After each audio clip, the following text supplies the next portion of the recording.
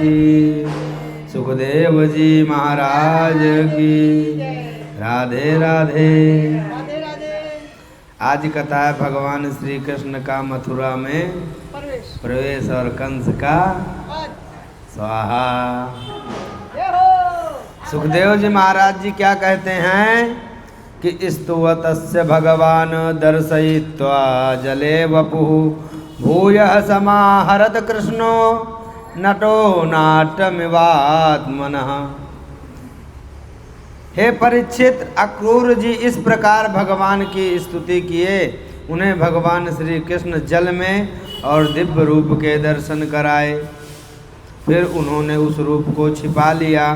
ठीक वैसे ही कोई नट अभिमानी में कोई रूप दिखाकर फिर उसे पर्दे की ओट में छिपा दे। अक्रूर जी ने कहा कि अदद्भूत निहयावन्ति भूमौ वियति वाजले तोयि विश्वात्मके तानि किम में दृष्टम विपश्यतः। राधे राधे। पहले क्यों नहीं जलवल पी लिए जैसे मैं पी हुई कि बैठा।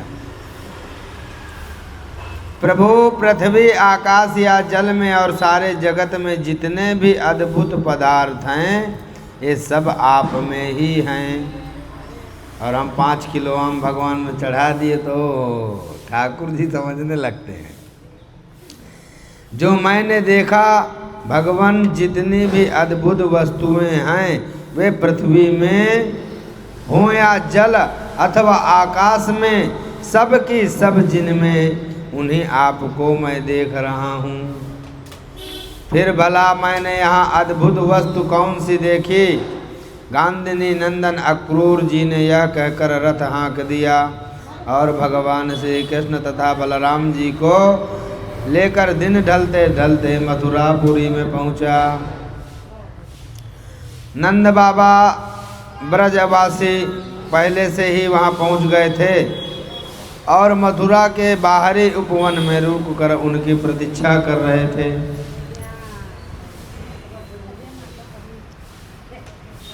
अक्रूर जी कहते हैं कि ना हम भवद्दाभ्याम रहितः प्रवेश्य मथुराम प्रभो तुक्तुम नारहसि माम नाथ भक्तम ते भक्तवत्सल। हे प्रभु, आप दोनों के बिना मैं मथुरा में नहीं जा सकता। स्वामी, मैं आपका भक्त हूँ। भक्त वत्सल प्रभु, आप मुझे मत छोड़िए। भगवान, आइए चले मेरे परम हितैषी और सच्चे सुहृद भगवान, आप बलराम जी, ग्वाल बालों तथा नंद राय जी आदि आत्मियों के साथ आप अपने चरणों की धोवन गंगा जल या चरणामृत से अग्नि देवता पितर सब के सब तृप्त हो जाते हैं। हे प्रभु, आपके युगल चरणों को पखार कर महात्मा बोलने वह यश प्राप्त किया जिसका गान संत पुरुष करते हैं। आपके चरणोदक गंगा जी ने तीनों लोक पवित्र कर दिए। श्री भगवान ने कहा कि चाचा जी, मैं दाऊ भैया के साथ आपके घर आऊँगा और पहले इस यदुवंशियों के द्रोही कंस को मारकर तब अपने सभी सुहृद सुजनों का प्रिय करूँगा। सुखदेव जी कहते हैं, परीक्षित, भगवान के इस प्रकार कहने पर अक्रूर जी कुछ अनमने से हो गए। उन्होंने पुरी में प्रवेश करके कंस से श्री कृष्ण और बलराम के आने का समाचार निवेदन सुनाया।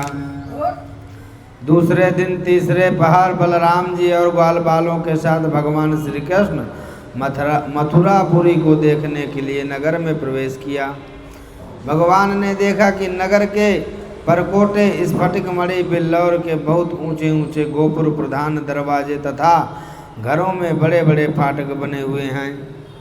वसुदेव नंदन भगवान श्री कृष्ण और बलराम जी ग्वाल बालों के साथ राजपथ से मथुरा नगरी में प्रवेश किया और उस समय नगर की नारियां बड़ी उत्कुष्टता से उन्हें देखने के लिए झटपट आटरियों में आ गईं।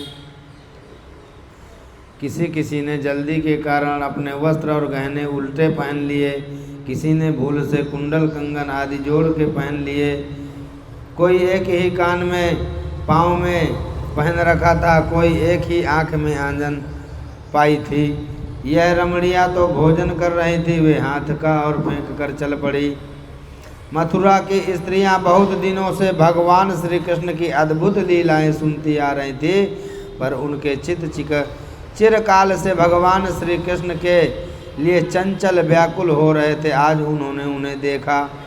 भगवान श्री कृष्ण ने भी अपनी प्रेम भरी चितवन और मंद मुस्कान सुधा से सींच कर उनका सम्मान किया। मथुरा की नारियां अपने अपने महलों अटारियों पर चढ़कर बलराम भगवान श्री कृष्ण को देखकर सभी पुरवासी आपस में कहने लगे, धन्य है, धन्य है। गोपियों ने ऐसी कौन सी महान तपस्या की है जिसके कारण वे मनुष्य मात्र को परम आनंद देने वाले इन दोनों मनोहर किशोरों को देखती रहती हैं।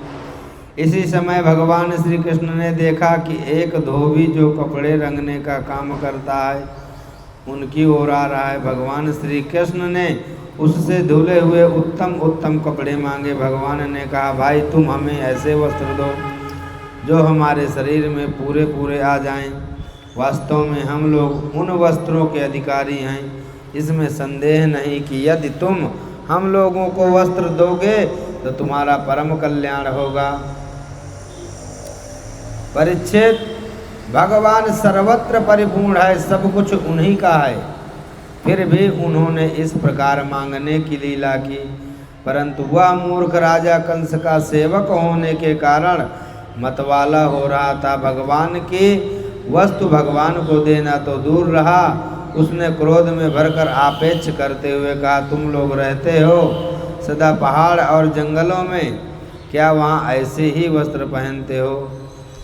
तुम लोग बहुत उदंड हो गए हो, तभी तो ऐसी बढ़ चढ़ कर बातें करते हो। अब तुम्हें राजा का धन लूटने की इच्छा है। अरे मूर्खों, जाओ, भाग जाओ। यदि कुछ दिन जीने की इच्छा हो तो फिर इस तरह मत मांगना। भगवान श्री कृष्ण तनिक कुपित होकर उसे एक तमाचा जमाया और उसका सिर धमाक से धड़ से नीचे जा गिरा। यह देखकर उस धोबी के अधीन काम करने वाले सब के सब कपड़ों के गट्ठर वहीं छोड़कर इधर उधर भाग गए। भगवान श्री कृष्ण और बलराम जी से मनमाने वस्त्र पहन लिए तथा बचे हुए वस्त्रों में से बहुत से अपने साथी ग्वाल बालों को दे दिए। भगवान ठाकुर जी महाराज और बलराम जब कुछ आगे बढ़े तब उन्होंने एक दर्जी से मिले। भगवान का अनुपम सौंदर्य देखकर उसे बड़ी प्रसन्नता हुई और उसने उन रंग बिरंगे सुंदर वस्त्रों को उनके शरीर पर ऐसे ढंग से सजा दिया कि वे सब ठीक ठीक कब हो गए। अनेक प्रकार के वस्त्रों से विभूषित होकर दोनों भाई और भी अधिक शोभायमान हुए जान पड़ते। इसके बाद भगवान श्री कृष्ण सुदामा माली के घर गए। दोनों भाइयों को देखते ही सुदामा उठ खड़ा हुआ और पृथ्वी पर सिर रखकर उन्हें प्रणाम किया।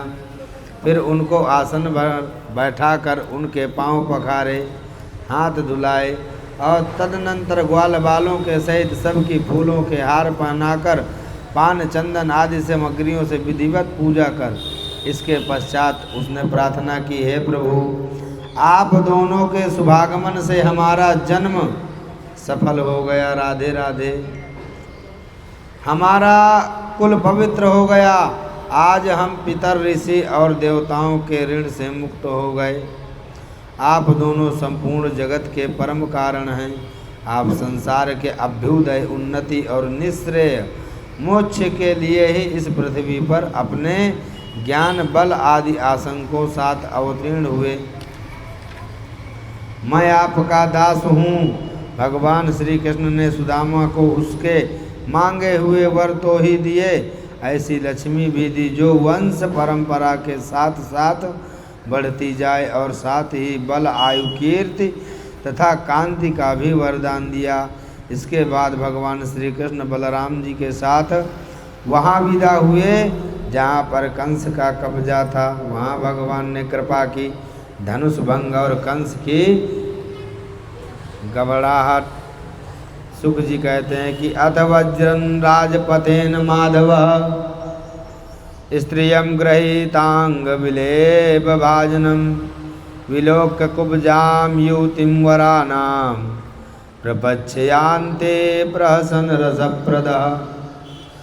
हे परीक्षित, इसके बाद भगवान श्री कृष्ण जब अपनी मंडली के साथ मथुरा नगरी देख रहे थे, घूम रहे थे, तब एक कुब्जागर चंदन लेकर अपने भगवान कंस के शिविर की ओर, महल की ओर बढ़ रही थी। तब भगवान अपने मुखार बिंद से निर्मल वाणी से बोले, सुंदरी तुम कौन हो और यह चंदन किसके लिए है? कल्याणी, हमें सब बात सच सच बतला दो। यह उत्तम चंदन, यह अंगराग हमें भी दो। इसे दान से शीघ्र ही तुम्हारा परम कल्याण होगा। उबटन आदि लगाने वाली शैरेंद्री कुब्जा ने कहा, परम सुंदर, मैं कंस की प्रिय दासी हूँ। महाराज मुझे बहुत मानते हैं।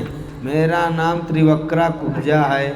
मैं उनके यहाँ चंदन अंगराग लगाने का काम करती हूँ। मेरे द्वारा तैयार किए हुए चंदन और अंगराग भोजराज कंस को बहुत भाते हैं, परंतु आप दोनों से बढ़कर उसका और कोई उत्तम पात्र नहीं। भगवान के सौंदर्य, सुकुमारता, रसिकता, मंदाहास, प्रेम आलाप और चारु चितवन से कुब्जा का मन हाथ से निकल गया और अपना हृदय भगवान पर निछावर कर दिया। तब भगवान श्री कृष्ण ने अपने सांवले शरीर पीले रंग का और बलराम जी ने अपने गोरे शरीर लाल रंग का अंगराग लगाया तथा नाभि से ऊपर के भगवान श्री कृष्ण के उस कुब्जा पर बहुत प्रसन्न हुए और उन्होंने अपने दर्शन का प्रत्यक्ष फल दिखलाने के लिए 3 जगह से टेढ़ी कुब्जा किंतु सुंदर मुख वाली कुब्जा को सीधी करके उस विचार किया। भगवान ने अपने चरणों से कुब्जा के पैर दोनों पंजे दबा लिए और हाथ ऊंचा करके 2 उंगलियां उसकी डोटी पे लगाई तथा उसके शरीर को तनिक उचका दिया। उचकाते ही उसके सारे अंग सीधे और समान हो गए। प्रेम और मुक्ति के दाता उसी क्षण कुब्जा रूप, गुण और उदारता से संपन्न हो गई। उसके मन में भगवान के मिलन की कामना जाग उठी। उसने उनके दुपट्टे का छोर पकड़कर मुस्कुराते हुए कहा, हे वीर शिरोमणि, आइए घर चलें। अब मैं आपको यहाँ नहीं छोड़ सकती, क्योंकि आपने मेरे चित्त को मत डाला। हे पुरुषोत्तम, मुझ दासी पर प्रसन्न होइए। जब बलराम जी के सामने ही कुब्जा ने इस प्रकार प्रार्थना की, तब भगवान ने अपने साथी ग्वाल बालों के मुंह की ओर देखकर हंसते हुए उससे कहा, सुंदरी, तुम्हारा घर संसारी लोगों के लिए अपनी मानसिक व्याधि मिटाने का साधन है। मैं अपना कार्य पूरा करके अवश्य वहीं आऊँगा। हमारे जैसे बे घर के बटोहिए को तुम्हारा ही सहारा है। इस प्रकार मीठी मीठी बातें करके भगवान श्री कृष्ण ने उसे विदा करा दिया। जब वे व्यापारियों के बाजार में पहुँचे, तब उन व्यापारियों ने उनका तथा बलराम जी का पान फूल हार चंदन से स्वागत किया। इसके बाद भगवान श्री कृष्ण पूर्ववासियों से धनुष यज्ञ स्थान पूछा। वहाँ रंगशाला में पहुँचे। वहाँ उन्होंने इंद्रधनुष समान एक अद्भुत धनुष देखा। उस धनुष में बहुत सा धन लगाया गया था। अनेक बहुमूल्य अलंकार से उसे सजाया गया था। भगवान श्री कृष्ण ने रक्षकों के रोकने पर भी उस धनुष को बलात् उठा लिया। उन्होंने सबके देखते ही देखते उस धनुष को बाएं हाथ से उठाकर उस पर डोरी चढ़ाई और एक क्षण में ही खींचकर बीच से उसी प्रकार 2 टुकड़े कर डाले, जैसे बलवान मतवाला हाथी खेल ही खेल में ईख के पेड़ को, वृक्ष को तोड़ देता है। जब धनुष टूटा, तब उसके शब्द से आकाश, पृथ्वी और दिशाएं भर गईं। बिजली कड़कने लगी और धनुष के रक्षक आताताई असुर अपने सहायकों के साथ बहुत ही बिगड़े। वे भगवान श्री कृष्ण को घेर कर खड़े हो गए और उन्हें पकड़ लेने की इच्छा से चिल्लाने लगे, पकड़ लो, बांध लो, जाने न पावे। उनका दुष्ट अभिप्राय जानकर बलराम जी और श्री कृष्ण भी तनिक क्रोधित हो गए और धनुष के टुकड़ों को उठाकर उन्हीं से उनका काम तमाम कर दिया। बोलो राधे राधे। जब नगर वासियों ने दोनों भाइयों के इस अद्भुत पराक्रम की बात सुनी तो उनके तेज साहस तथा अनुपम रूप को देखा। इस प्रकार भगवान श्री कृष्ण बलराम स्वतंत्रता से मथुरापुरी में विचरण करने लगे। जब सूर्यास्त हो गया तो दोनों भाई ग्वाल बालों से घिरे हुए नगर से बाहर अपने डेरे पर जा छकड़े थे लौट आए। तीनों लोकों के बड़े बड़े देवता चाहते थे कि लक्ष्मी हमें मिले, परंतु उन्होंने सबका परित्याग कर दिया और ना चाहने वाले भगवान का वर्ण किया। उन्हीं को सदा के लिए अपना निवास स्थान बना लिया। मथुरावासी उन्हें पूर्ण भूषण भगवान श्री कृष्ण के अंग अंग का सौंदर्य देख रहे हैं। जब कंस ने सुना कि श्री कृष्ण और बलराम ने धनुष तोड़ डाला, राक्षसों तथा उनकी सहायता के लिए भेजी हुई सेना का भी संहार कर दिया, इसके बाद कोई श्रम या कठिनाई उठानी पड़ी, तब वह बहुत डर गया। उस दुर्बुद्धि को बहुत देर तक नींद न आई, घबराने लगा, जागृत हो उठा। अंगुली आदि की आड़ होने पर चंद्रमा, तारे, दीपक आदि की ज्योतियाँ उसे दो दिखाई पड़ती। छाया में छेद दिखाई देता पड़ता है तो कानों में अंगुली डालकर सुनने पर भी प्राणों का घूं घूं शब्द सुनाई देता। वृक्ष सुनहले प्रतीत होते और बालू या कीचड़ में अपने पैरों के चिन्हित नहीं दिख पड़ते। कंस ने स्वप्न अवस्था में देखा कि वह प्रेतों के गले लग रहा है, गधे पर चढ़कर चलता है और विष खा रहा है। उसका सारा शरीर तेल से तर है, गले में जपा कुसुम अहुलल की माला और नग्न होकर कहीं जा रहा है। स्वप्न और जागृत अवस्था में उसने इसी प्रकार के और भी बहुत अपशकुन देखे। उनके कारण उसे बड़ी चिंता हो गई, वह मृत्यु से डर गया और उसे नींद न आई। परीक्षित, जब रात बीत गई और सूर्य नारायण पूर्व समुद्र से उठकर ऊपर उठे, तब राजा कंस ने मल्ल क्रीड़ा दंगल का महोत्सव प्रारंभ कराया और राज कर्मचारियों के रंगभूमि को भली भांति सजाया। तुम्हारे भेरी आदि बाजने लगे, लोगों के बैठने मंच, फूलों की गजरों, झड़ियों की वस्त्र। तब पहलवानों के ताल ठोकने के साथ ही बाज बजने लगे। पहलवान खूब सज धर कर अपने उदारतों के साथ अखाड़ों में उतरे। चाड़ूर, मुष्टिक, कूट, सल और तोसल आदि प्रधान पहलवान बाजों की सुमधुर जैसे पर्वतों को चूर कर दे। उसी समय भोजराज कंस ने नंद आदि गोपों को बुलवाया और उन लोगों ने आकर उसे तरह तरह की भेंट दी और फिर जाकर वे एक मंच पर बैठ गए। सुखदेव जी कहते हैं कि अत कृष्णश्च रामश्च कृतौसो चौपरंतपा मल्लदुन्दुभि निर्घोषम श्रुत्वा द्रोष्टुमयो यतो रंगद्वारं समासाद्य तस्मिन् नागमवस्थितं वा अपश्यत कुयं पिंडम कृष्णो विष्टचोदितम्। सुखदेव जी कहते हैं कि काम क्रोध आदि शत्रुओं को पराजित करने वाले परीक्षित अब दो दंगल के अनुरूप नगाड़े ध्वनि सुनकर रंगभूमि देखने के लिए चल पड़े। भगवान श्री कृष्ण भूमि के दरवाजे पर पहुंचकर देखा कि वहाँ महावत की प्रेरणा से कुयवलया पीड नाम का हाथी खड़ा है। तब भगवान कृष्ण ने अपनी कमर कस ली और घुंघराली अलके समेट ली तथा मेघ के समान गंभीर वाणी से महावत को ललकार कर कहा, महावत, ओ महावत, हम दोनों को रास्ता दे दे, हमारे मार्ग से हट जा। अरे सुनता नहीं, देर मत कर, नहीं तो मैं हाथी सहित तुझे यमराज के घर भेज दूंगा। इस प्रकार धमकाया। तब वह क्रोध से तिलमिला उठा और उसने काल मृत्यु तथा यमराज के समान अत्यंत भयंकर कुयवल पीठ को अंकुश की मार से क्रुद्ध करके श्री कृष्ण की ओर बढ़ा दिया।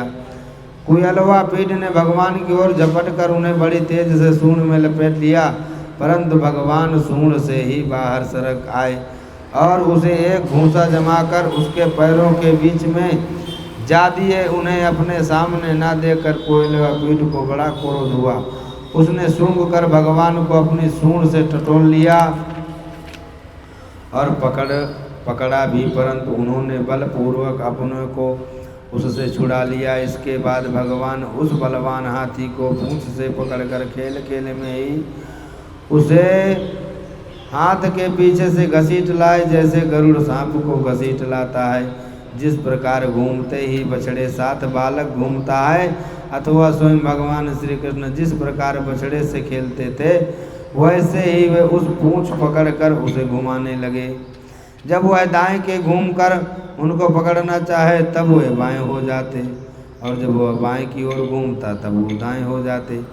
इसके बाद हाथी के सामने आकर उन्होंने उसे एक घूंसा जमाया और उसे गिराने के लिए इस प्रकार उसके सामने भागने लगे मानो वह अब छू लेता।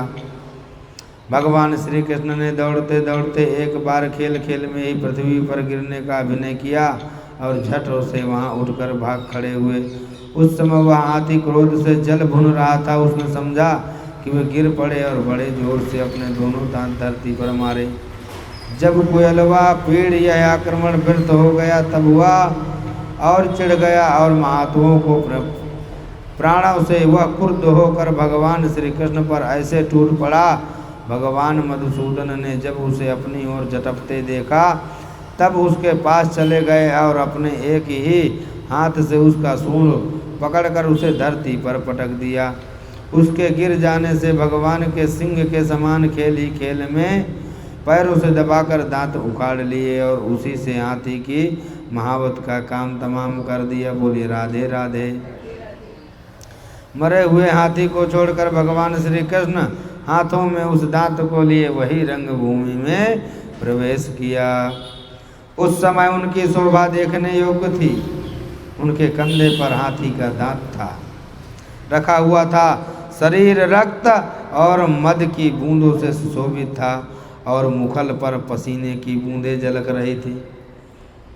ध्यान कीजिए, परीक्षित भगवान श्री कृष्ण और बलराम दोनों ही हाथों में कोयलवा पीठ के बड़े बड़े दांत शस्त्र के समान लेकर सुशोभित हो रहे थे। कुछ ग्वाल बाल साथ चल रहे थे।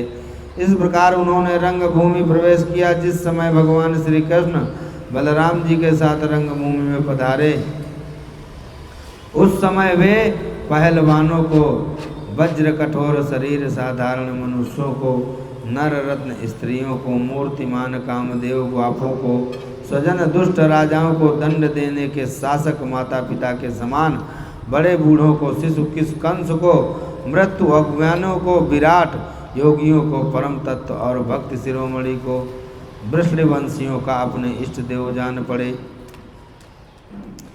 मंचों पर जितने लोग बैठे थे वे मथुरापुर के नागरिक और राष्ट्र के जन समुदाय पुरुषोत्तम भगवान श्री कृष्ण और बलराम जी को देखकर इतने प्रसन्न हुए कि उनके नेत्र और मुख कमल खिल गए।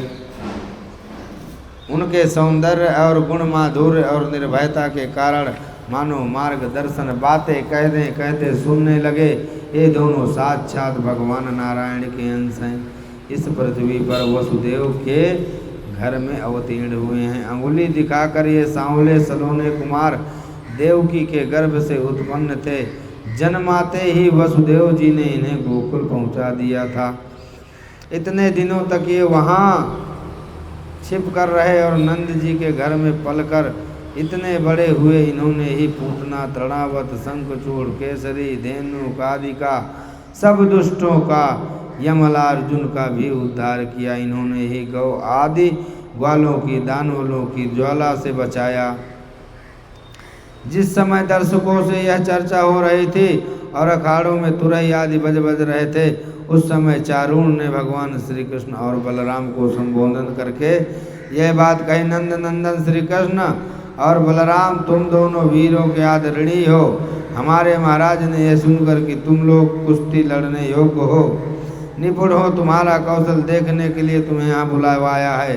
देखो भाई, जो प्रजा मन वचन और कर्म से राजा का प्रिय कार्य करता है उसका भला ही होता है। इसलिए राजा की इच्छा से विपरीत काम करती है उसे हानि उठानी पड़ती है। ये सभी जानते हैं कि गाय और बछड़े चराने वाले ग्वाले प्रतिदिन आनंद से जंगलों में कुश्ती लड़ लड़ कर खेलते रहते हैं।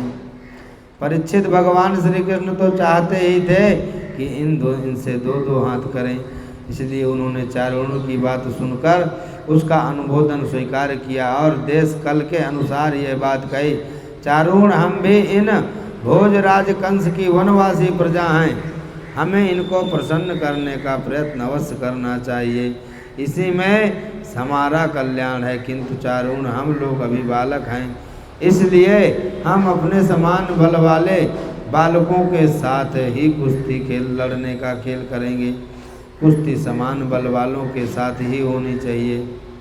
चारूण ने कहा, अजी, तुम और बलराम न बालक हो और न तो किशोर हो, तुम दोनों बलवानों में श्रेष्ठ हो। तुमने अभी अभी 1000 हाथियों का बल रखने वाला कुयलवा पीठ को खेल खेल में ही मार डाला, इसलिए तुम दोनों हम जैसे बलवानों के साथ ही लड़ना चाहिए। श्री सुख जी कहते हैं कि एवं चर्चित संकल्पो भगवान मधुसूदन आस सादात चारूणम मुष्टिकम रोहिणी सुतः। वे लोग एक दूसरे को जीत लेने की इच्छा से हाथ बांधकर और पैरों में पैर अड़ाकर बलपूर्वक अपनी अपनी ओर खींचने लगे। वे पंजों से घुटनों से दूसरी ओर चोट करने लगे। इस प्रकार दांव पेच करते करते अपने अपने जोड़ीदार को पकड़ लिए, इधर उधर घुमाते, दूर ढकेल देते। परीक्षित, इस दंगल को देखने के लिए नगर की सी बहुत महिलाएं भी आई हुई थी। उन्होंने जब देखा कि बड़े बड़े पहलवानों के साथ ये छोटे छोटे बलहीन बालक लड़ाए जा रहे हैं, तो वे अलग अलग टोलियां बनाकर करुणावश आपस में बातचीत करने लगी। यह राजा कंस के सभासद बड़ा अन्याय अधर्म है। कितने खेद की बात है कि राजा के सामने ही बलि पहलवानों और निर्बल बालकों का युद्ध अनुमोदन।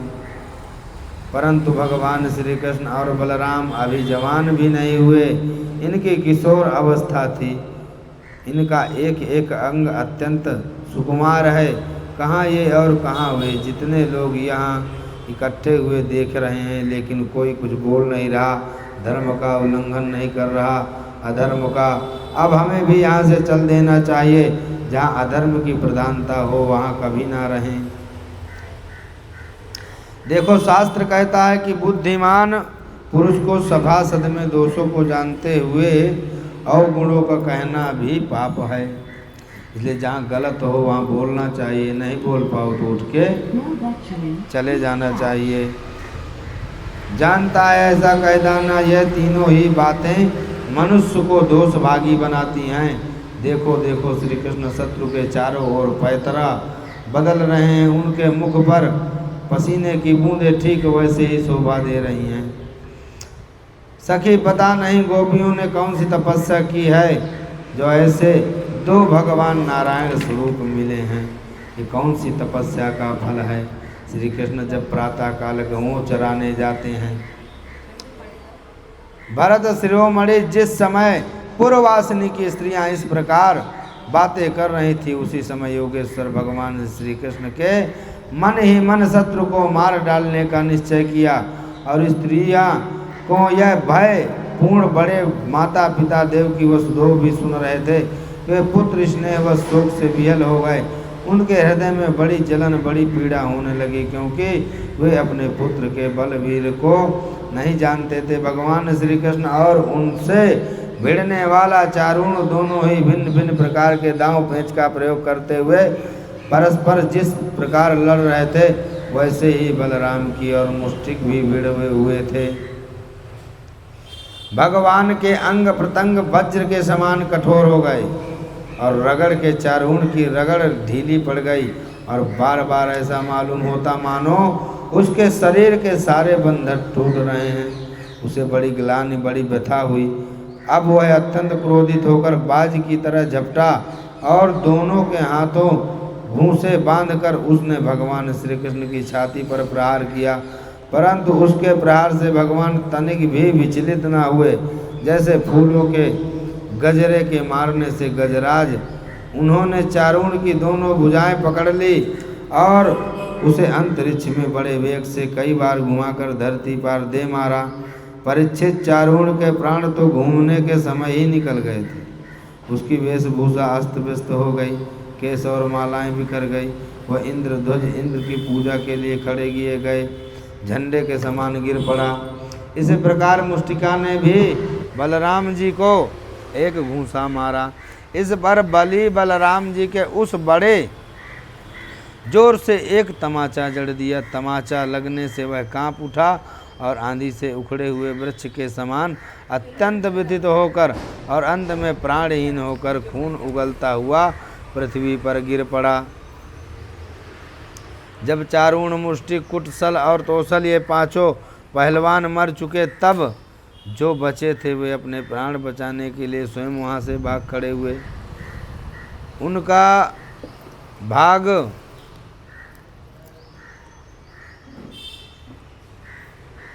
वो बाजा बंद हुआ है, चार्जर लगाओ। ग्वाल बालों का खींच खींच कर उनके साथ भिड़ने और नाच नाच कर भेरी ध्वज के साथ अपने नूपुरों की झरकारों को मिलकर मल्ल कीड़ा।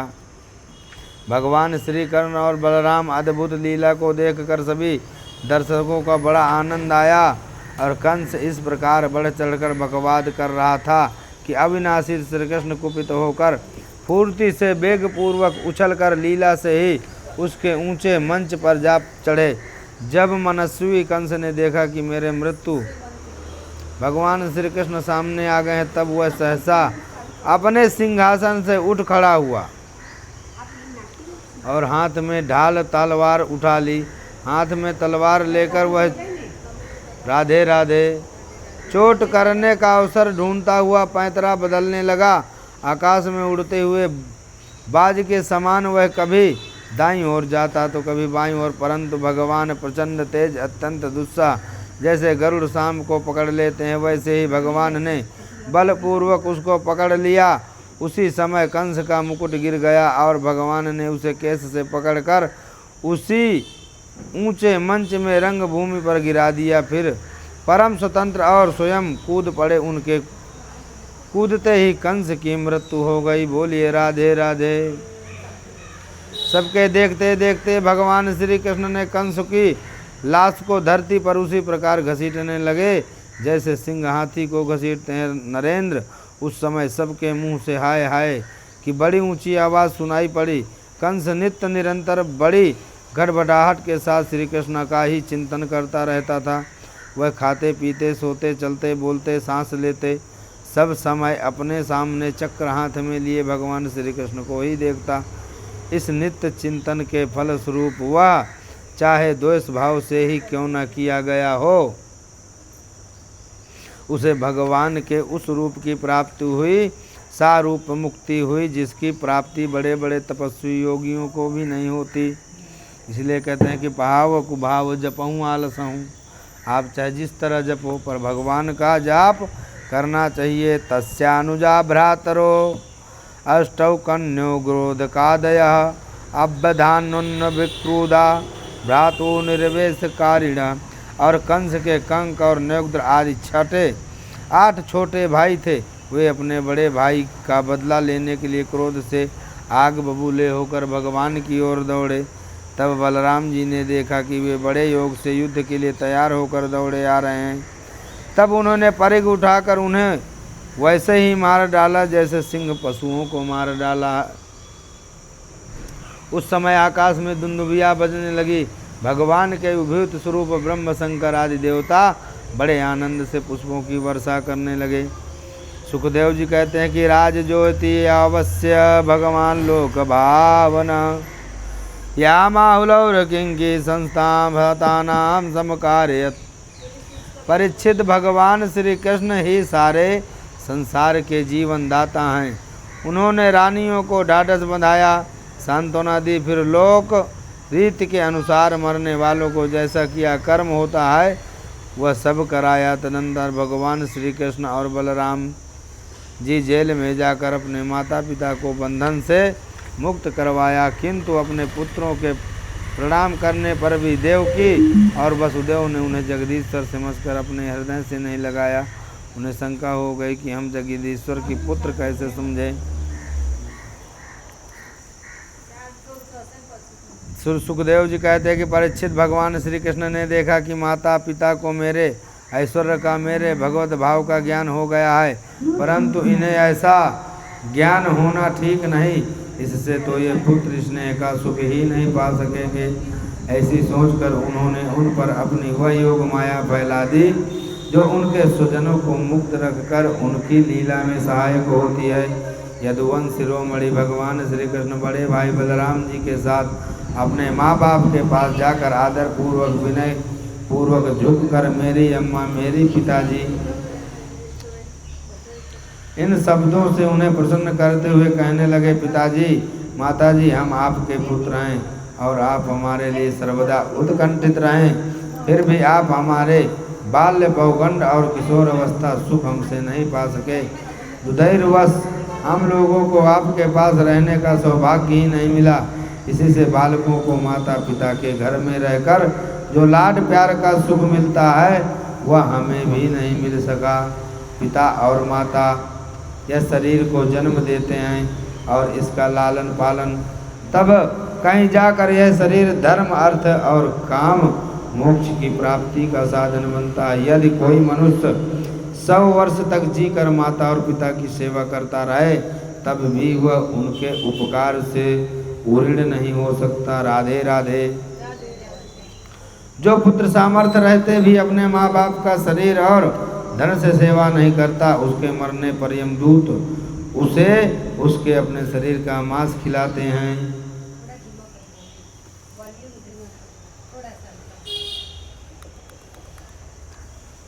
मातरम पितरम वृद्धम भार्यां साध्यम सुतम शिशुम गुरुम विप्रम प्रपन्नम च कल्पो विव्रच वसन मृत। जो पुरुष समर्थ होकर भी बूढ़े माता पिता, सती पत्नी, बालक संतान, गुरु ब्राह्मण और शरणागत का भरण पोषण नहीं करता, वह जीता हुआ भी मुर्दे के समान है। पिताजी, हमारे इतने दिन व्यर्थ ही बीत गए क्योंकि कंस के भय से सदा उदग निश्चित रहने वाले हम आपकी सेवा करने में असमर्थ रहे, क्षमा करें।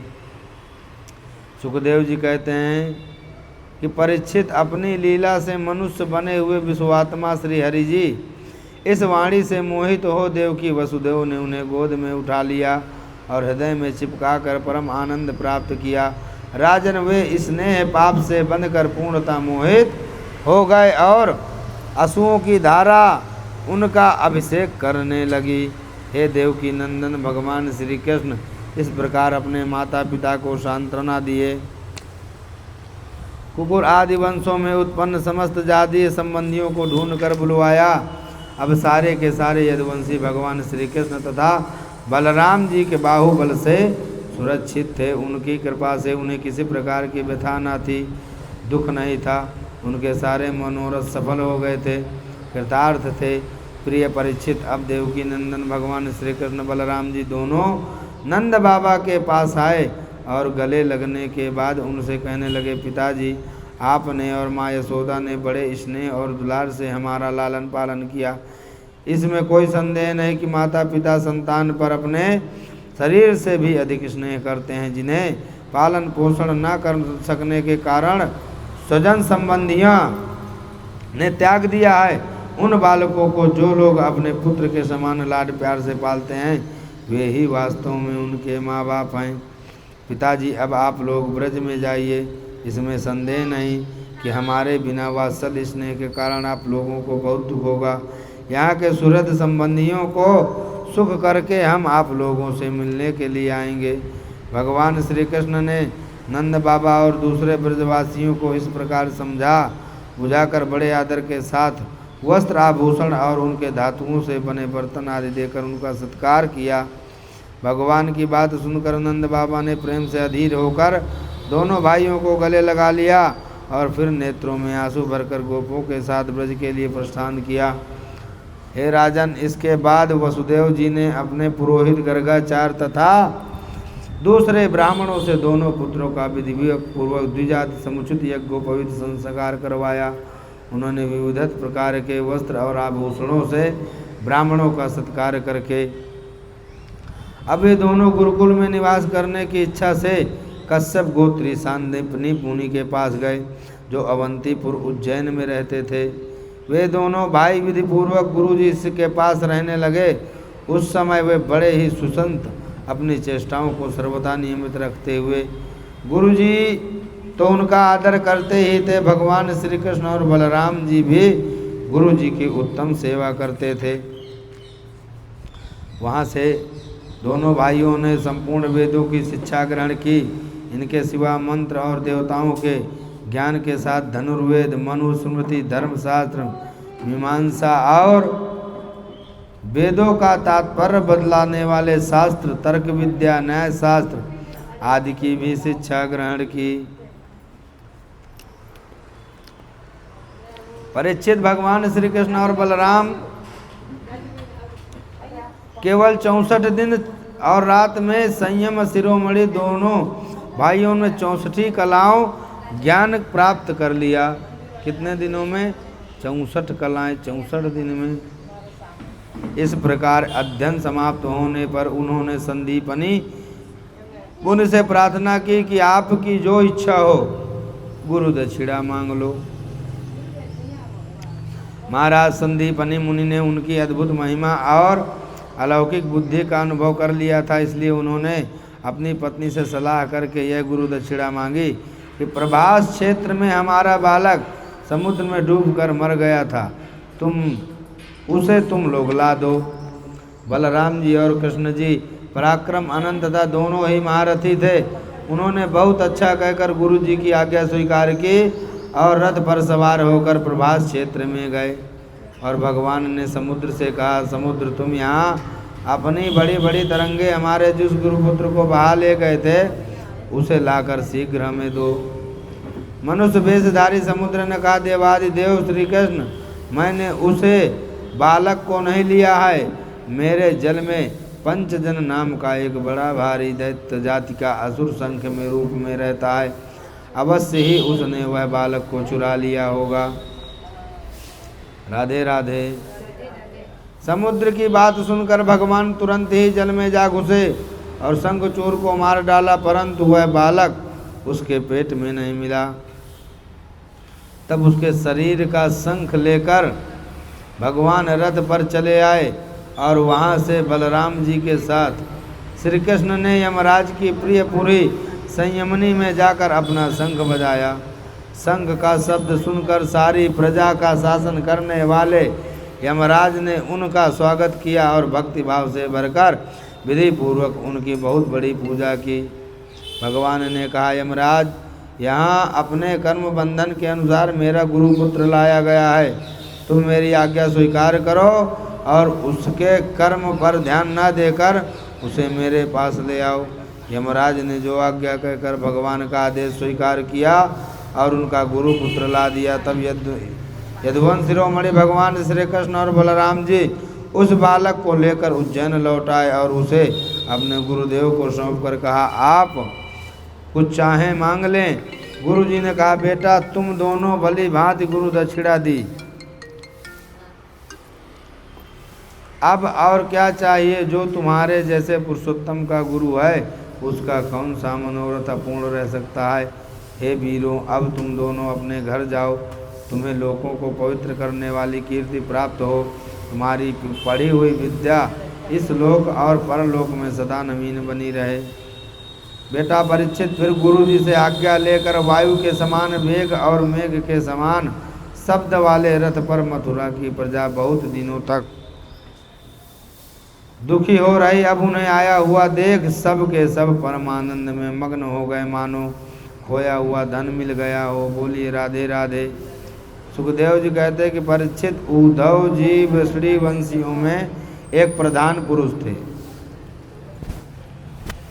वे साक्षात बृहस्पति जी के शिष्य और परम बुद्धिमान थे। उनकी महिमा के संबंध में इससे बढ़कर और कौन सी बात कही जा सकती है। सौभाग्यवश उद्धव तुम ब्रज में जाओ, वहाँ मेरे पिता माता नंद बाबा और यशोदा मैया है, उन्हें आनंदित करो। और गोपियाँ मेरे विरह व्याधि से बहुत दुखी हो रही हैं, उन्हें मेरे संदेश सुनाकर उसे वेदना से मुक्त करो। प्यारे उद्धव, गोपियों का मन नित्य निरंतर मुझ में ही लगा रहता है, उनके प्राण, उनका जीवन, उनका सर्वस्व मैं ही हूँ। प्रिय उद्धव, मैं उन गोपियों का परम प्रियतम हूँ, मेरे यहाँ चले आने से वे मुझ दूरस्थ मानती हैं। सुखदेव जी कहते हैं, परीक्षित, जब भगवान श्री कृष्ण ने यह बात कही तो उद्धव जी बड़े आदर से अपने स्वामी का संदेश लेकर नंद बाबा के ब्रज में पहुँचे। उस समय जंगल से गौएं लौट रही थी, उनके खुरों के आघात से इतनी धूल उड़ रही थी कि उनका रथ ढक गया था। ब्रजभूमि में ऋतुमती गौओं के लिए मत वाले सांड आपस में लड़ रहे थे। थोड़े दिनों की ब्याई हुई गौएं अपने थनों भारी बार से दबी होने भी अपने बछड़ों और दौड़ रही थी। सफ़ेद रंग के बछड़े इधर उधर उछल कूद मचाते हुए गाय दूने की घर घर धुनी से बांसुरियों की मधुर टेर से अब्रज की अपूर्व शोभा बन रही थी।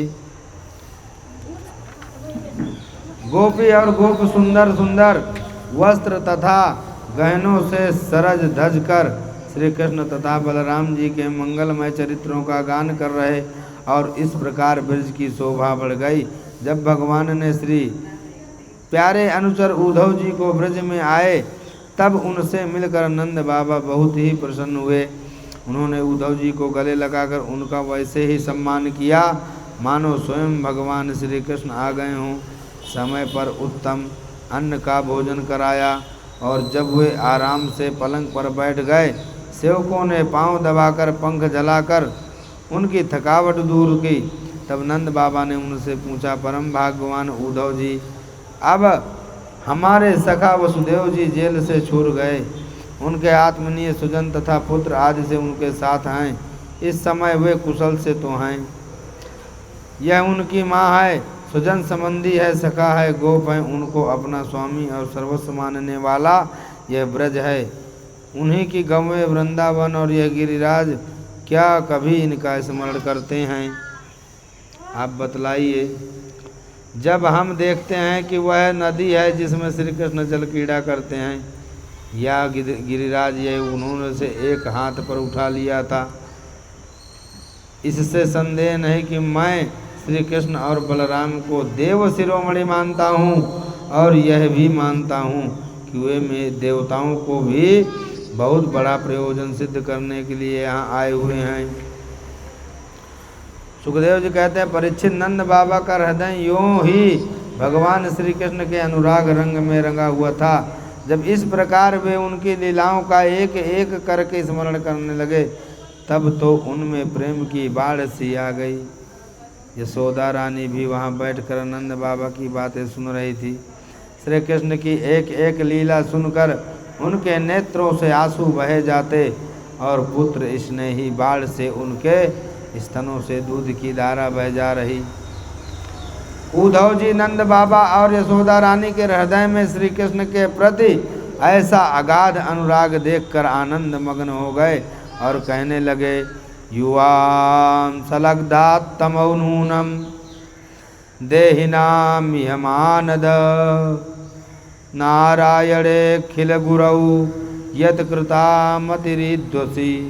हे मानद, इसमें संदेह नहीं कि आप दोनों समस्त शरीरधारियों में अत्यंत भाग्यवान, सराहना करने योग्य हैं। बलराम और श्री कृष्ण पुराण पुरुष हैं, वे सारे संसार के उपादान कारण हैं, निमित्ताकरण हैं। भगवान श्री कृष्ण पुरुष हैं, बलराम जी प्रधान प्रकृति हैं।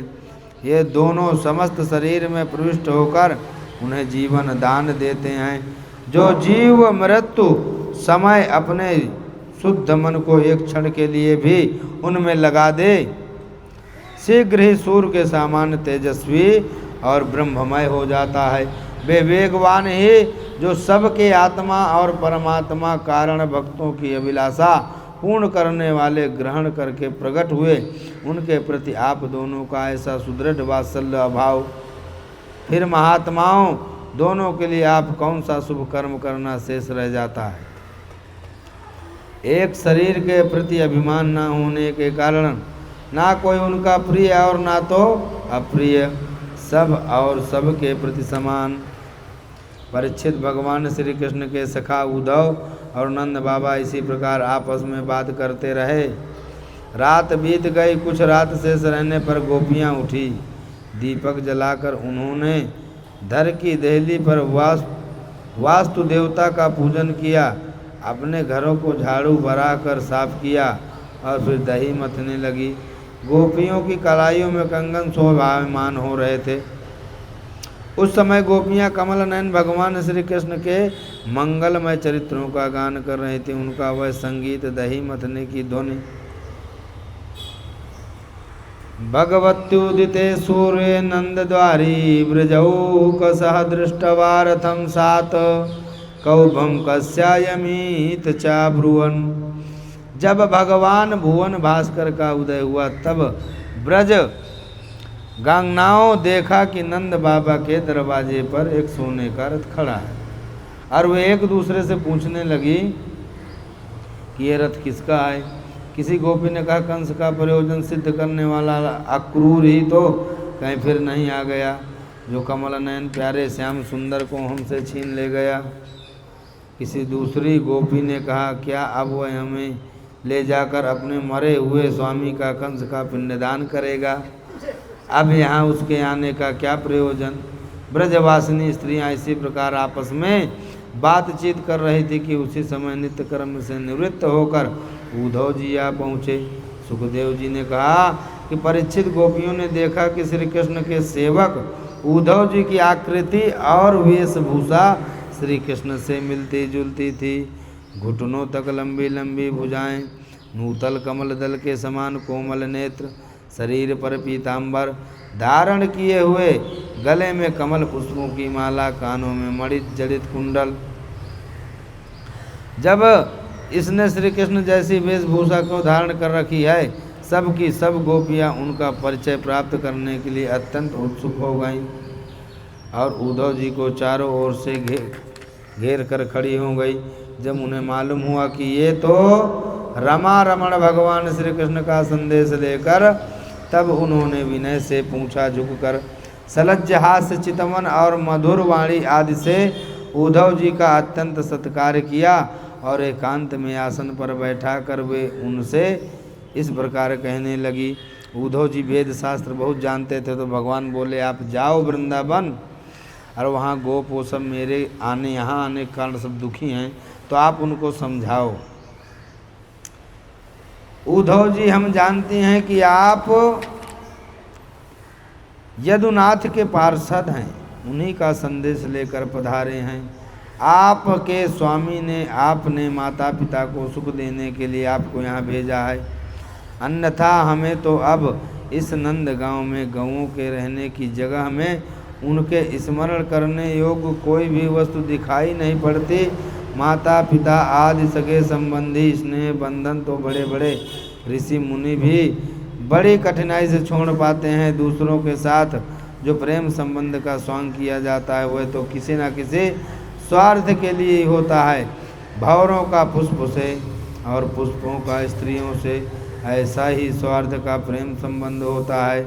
जब वो ऐसा समझती है कि अब मेरे यहाँ आने वाले के पास धन नहीं है, तब उसे वह धाता बता देती है। जब प्रजा देखती है कि यह राजा हमारी रक्षा नहीं कर सकता, तब वह उसका छोड़ देती है। परीक्षित गोपियों के मन, वाणी और शरीर श्री कृष्ण से तल्लीन थे। एक गोपी ने कहा कि रे मधुप, तू कपटी का सखा है, इसलिए तू भी कपटी है। तू हमारे पैरों को मत छू, झूठे प्रणाम करके हमसे अनुनय विनय मत कर। हम देख रहे हैं कि श्री कृष्ण की जो वनमाला हमारी सातों वत्स स्थल से स्पर्श मसली हुई है, उसका पीला पीला कुमकुम तेरी मूँछों पर भी लगा है। तो स्वयं भी तो किसी कुमकुम से प्रेम नहीं करता। श्री कृष्ण मथुरा की माननीय नायकों का मनाया करे। जैसा तू काला है वैसा ही वो भी है। तू भी पुष्पों का रस लेकर उड़ जाता है, वैसे ही वो भी निकले हुए। उन्होंने केवल एक बार हाँ। अरे भ्रमर, हम वनवासिनी हैं, हमारे तो घर द्वार भी नहीं हैं। हम लोग सामने यदुवंश शिरोमणि श्री कृष्ण का बहुत सा गुणगान क्यों कर रहा है? यह सब भला हम लोगों को मनाने के लिए। अरे मधु, जब ये राम बने थे तब उन्होंने कपिराज बाली को व्याध के समान छिप कर बड़ी निर्दयता से मार डाला। बेचारी शूर्पणखा कामवश उनके पास गई, उसकी नाक कान काट लिए। उसके राग द्वेष सुख दुख आदि से सारे द्वंद्व छूट जाते हैं। यहाँ तक कि बहुत लोग अपनी हमारे प्रियतम के प्यारे सखा जान पड़ता है। तुम एक बार उधर जाकर फिर लौट आए हो, अवश्य ही हमारे प्रियतम ने मनाने के लिए तुम्हें भेजा होगा। सुखदेव जी कहते हैं, परीक्षित गोपियाँ भगवान श्री कृष्ण के दर्शन के लिए अत्यंत उत्सुक थी, लालायित हो रही थी। उनकी बातें सुनकर उद्धव जी ने उन्हें प्रियतम का संदेश सुनाकर कहा। उद्धव जी ने कहा, अहो यूयम स्म पूर्णथा भवत्यो लोक पूजिता वासुदेवे भगवती यासामित्यर्पितं मनः दानव्रत तपोहोम जपस्वाध्याय संयमई श्रियोभिर्विधनैश्चान्यै कृष्णे भक्ति ही साध्यते। सुखदेव जी कहते हैं, परीक्षित, उद्धव जी कहते हैं, तुम्हारा जीवन सफल है।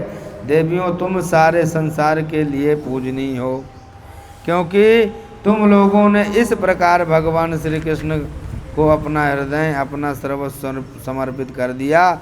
दान, व्रत, तप, होम, जप, वेद, ध्यान, धारणा, समाधि और कल्याण के अन्य विविध साधनों के द्वारा भगवान की भक्ति प्राप्त हो, यही प्रयत्न किया जाता है।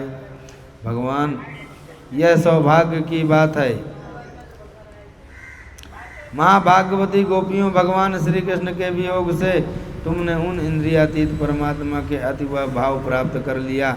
भगवान श्री कृष्ण ने कहा है, मैं सबका उपादान कारण होने से सबका आत्मा हूँ, सब में अनुगत हूँ, इसलिए मुझ में कभी भी तुम्हारा वियोग नहीं हो सकता। जैसे संसार के सभी भौतिक पदार्थों में आकाश, वायु, अग्नि, जल और पृथ्वी, ये पांचों भूत व्याप्त हैं, इन्हीं से सब वस्तुएं बनी हैं और यही वस्तु रूप में है, वैसे ही मैं मन, प्राण, पंचभूत, इंद्रिय और उनसे विषयों का आश्रय हूँ। गोपियों, इसमें संदेह नहीं कि मैं तुम्हारे नयनों का ध्रुव तारा हूँ, तुम्हारा जीवन सर्वस्व हूँ, किंतु मैं तुमसे इतना दूर रहता हूँ, उसका कारण है वह यही कि तुम निरंतर मेरा ध्यान कर सको। शरीर से दूर रहने पर भी मन से तुम मेरी सन्निधि का अनुभव करो। सुखदेव जी कहते कि परीक्षित, अपने प्रियतम श्री कृष्ण यह संदेश सुनकर गोपियों को बड़ा आनंद हुआ और गोपियों ने कहा, उद्धव जी, यह बड़े सौभाग्य की और आनंद की बात है कि यदुवंशियों को सताने वाला पापी कंस अपने अनुयायी साथ मारा गया।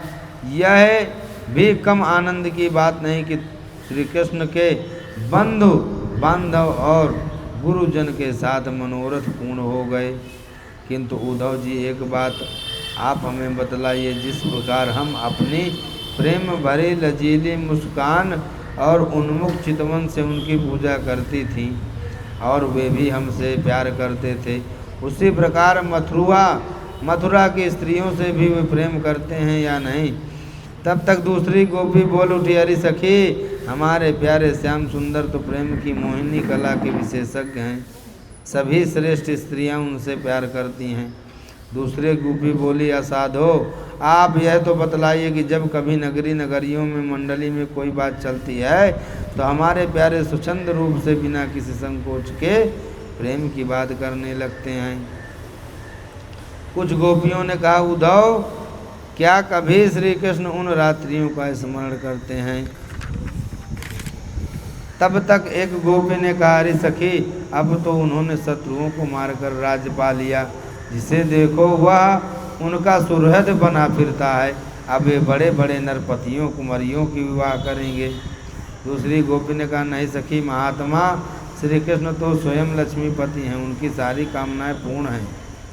देखो वैश्या होने पर भी पिंगला ने क्या ही ठीक कहा, संसार में किसी की आशा ना रखना ही सबसे बड़ा सुख है।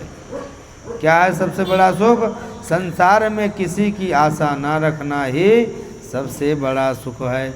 यह बात हम जानती हैं, फिर भी हम भगवान श्री कृष्ण के लौटने की आशा छोड़ने में असमर्थ हैं। उद्धव जी, यह वही नदी है जिसमें विहार करते थे, उनकी वह हंस की सुंदर चाल।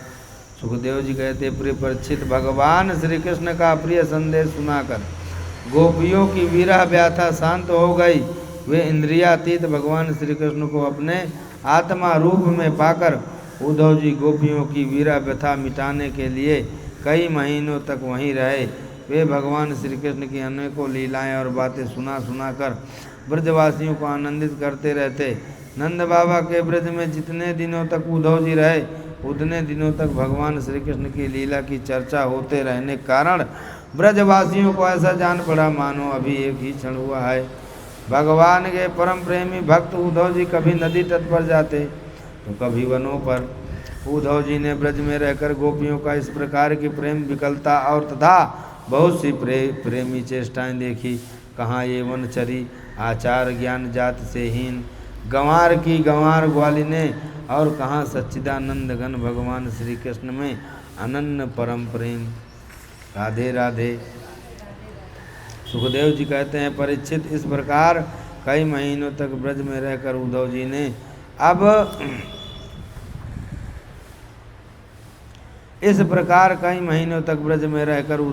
अब मथुरा जाने के लिए गोपियों से नंद बाबा और यशोदा मैया से आज्ञा प्राप्त की। ग्वाल बालों से विदा लेकर वहाँ से यात्रा करके रथ पर सवार हुए। जब उनका रथ ब्रज से बाहर निकला तब नंद बाबा आदि गोपगण बहुत सी भेंट की सामग्री लेकर उनके पास आए और आंखों में आंसू भर भर कर उन्होंने बड़े प्रेम से कहा, उद्धव जी, अब हम यही चाहते हैं कि हमारे मन की एक एक वृत्ति, एक एक संकल्प श्री कृष्ण के चरण कमलों में ही आश्रित रहे, उन्हीं की सेवा के लिए उठे और उन्हीं में लगी भी रहे। हमारी वाणी नित्य निरंतर उन्हीं के नामों का उच्चारण करती रहे और शरीर उन्हीं को प्रणाम करता रहे। उद्धव जी, हम सच कहते हैं, हमें मोक्ष की इच्छा नहीं, बिल्कुल नहीं। हम भगवान की इच्छा से अपने कर्म के अनुसार चाहे जिस योनि में जन्म ले वहाँ शुभ आचरण करें, दान करें और उसका फल यही पावें कि हमारे अपने ईश्वर श्री कृष्ण हमारी प्रीति उत्तर बढ़ती रहे। श्री कृष्ण भक्ति के द्वारा उद्धव जी का सम्मान अब वे भगवान श्री कृष्ण के द्वारा सुरक्षित मथुरापुरी में लौट आए। वहाँ पहुंचकर उन्होंने भगवान श्री कृष्ण को प्रणाम किया और उन्हें ब्रजवासियों की प्रेममयी भक्ति का उद्रेक जैसा उन्होंने देखा था कह सुनाया। इसके बाद नंद बाबा ने भेंट की, जो सामग्री दी थी उनको वसुदेव जी को, बलराम जी को और राजा उग्रसेन को दे दी। बोलिए श्री पुरुषोत्तम भगवान की जय। द्वारका पधारे प्रभु हजे तो मथुरा में लीला चाले छे। એટલે ઉદ્ધવ ને ત્યાં મોકલ્યા પાછા ગોકુળ માં એક ને પૂછે સમાચાર હાલ પૂછે કે કાનુડાનું બધું બરાબર છે ને એમને બધા કાનુડા વિલે પર બધા ગાંડા થઈ ગયા। શ્રીમન નારાયણ નારાયણ નારાયણ શ્રીમન નારાયણ નારાયણ गोविंद नारायण नारायण।